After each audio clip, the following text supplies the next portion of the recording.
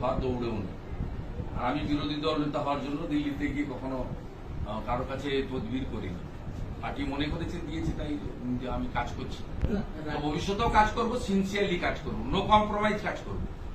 এটাতে হতাশ ভেঙে পড়ার কোনো কারণ নেই। আমি তৃণমূল কংগ্রেস করেছি, তৃণমূল কংগ্রেসের 2001-এর প্রার্থী ছিলাম আমি মুখবেড়িয়াতে। হয় এবার নয় নেভার। তৃণমূলের লোকেদের অফিস সব বন্ধ হয়ে গেছিল, তো বিজেপির অফিস খোলা আছে গোটা রাজ্যে। বিজেপি তো কাল থেকেই মাঠে নামবে।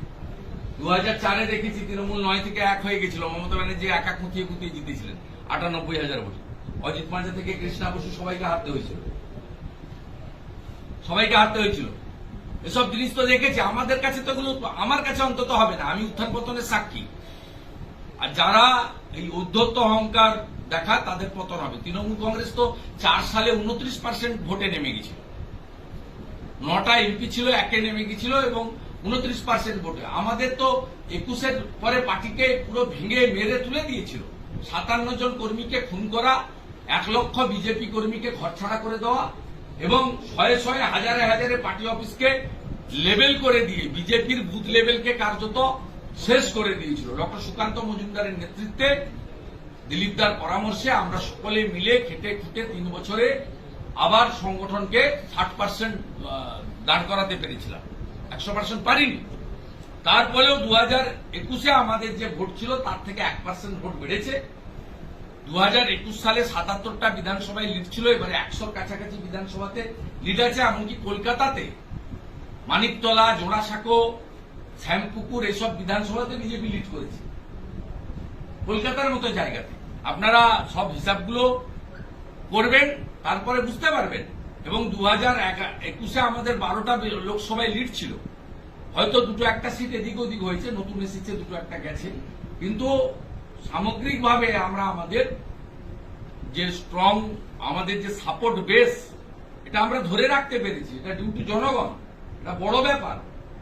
আমাদের আরো কাজ করতে হবে, আরো সিনসিয়ারলি ওয়ার্ক করতে হবে এবং যে ইস্যুগুলোর বিরুদ্ধে আমাদের লড়াই, সেই ইস্যুগুলোকে সামনে রেখে আমরা একমাত্র অপোজিশন পার্টি যাকে মানুষ রেকগনাইজ করেছে।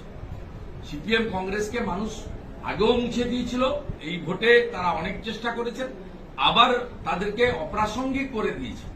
তাই গণতন্ত্রের শাসক যেমন থাকে, বিরোধী তেমন থাকে, ভ্যাকুয়াম থাকতে পারে না। তাই যে দায়িত্বটা আমাদের উপরে জনগণ দিয়েছে, আজকের ভোটেও তার রিফ্লেকশন আছে, সেই দায়িত্ব আমরা পালন করব।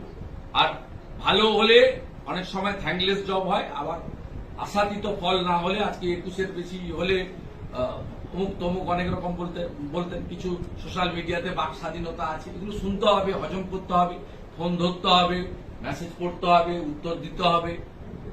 রেগে গেলে চলবে না, মাথা খারাপ করলে চলবে না। আপনি যখন জিতলে পুষ্প বৃষ্টি হবে, আপনি হেরে গেছেন তিরস্কার শুনতে হবে। সে যেখানে ঘটেছে, ঘটতে পারে, ঘটবে। কিন্তু আমি পার্সোনালি অনেক উত্থান পতনের সাক্ষী। আমি কংগ্রেস পরিবারের ছেলে, আমি দেখেছি যে কংগ্রেসের মিছিলে হাজার হাজার লোক ভোটে হেরেছে। রাজীব গান্ধী জিপ চালিয়ে ঘুরছিলেন, সেটাও দেখেছি। আমি ছাত্র নেতা ছিলাম কলেজে, আমি 95 কংগ্রেস কাউন্সিলর, সেও দেখেছি। ওরা পশ্চিমবঙ্গের সব মিউনিসিপ্যালিটি হেরে গেছিল, কাঁথি পুরসভা একমাত্র জিতেছে 95।